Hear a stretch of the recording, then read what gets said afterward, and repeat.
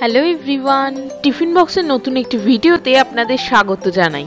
আজ এমন একটা রেসিপি বানাতে চলেছি যেটা দিয়ে কিন্তু এক থালা ভাত নিমেষে শেষ হবেই। আমরা বাঙাল বা ঘটি যাই হই না কেন, ইলিশ আর চিংড়ির প্রতি কিন্তু আমাদের আলাদাই আকর্ষণ।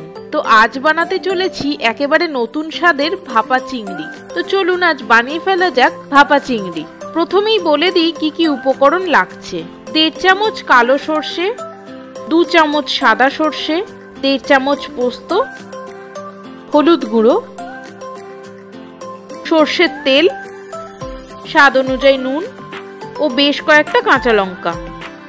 আর আমি এখানে নিয়েছি 250 গ্রাম মতো মিডিয়াম টু বিগ সাইজ চিংড়ি।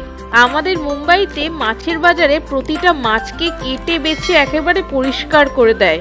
এটা ভীষণ ভালো লাগে। বাড়িতে এসে শুধু একবার পরিষ্কার করে ধুয়ে নিলেই হলো। তো এবার মাছের গায়ে হলুদ করে দেব আর দেব কাটা মাছে নুনের ছিটে। এর আগে ইলিশের মরশুমে আমি আগেই বানিয়েছি ইলিশ ভাপা। চ্যানেলে অলরেডি রেসিপি দেওয়া আছে, আমি ইলিশ ভাপার লিঙ্কটাও ডেসক্রিপশনে দিয়ে দেবো, আপনারা দেখে নেবেন। এরপর চিংড়ি মাছে সামান্য সর্ষের তেল দিয়ে ভালো করে মাখিয়ে সাইডে রেখে দেব। পাশাপাশি একটা মিক্সিং জার নিয়ে নেব এবং তাতে নেব কালো সর্ষে, সাদা সর্ষে আর পোস্ত।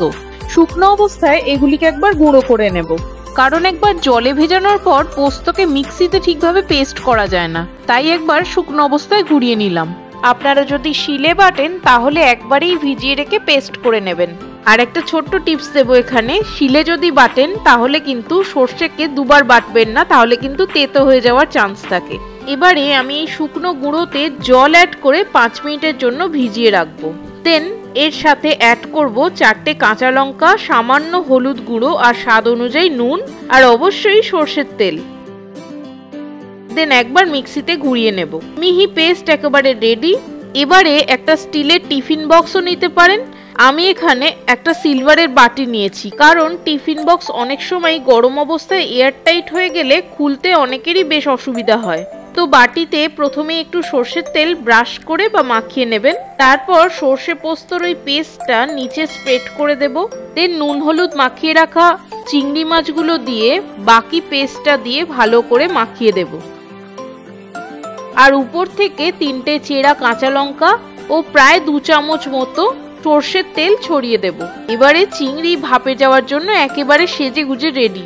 এখানে বলে রাখি, বাটিতে ঢাকা দেওয়ার জন্য এমন একটা ঢাকনা দেখতে হবে যেটা ঢাকা দিলে ভেতর থেকে একেবারে বাষ্প বাইরে আসতে যেন না পারে।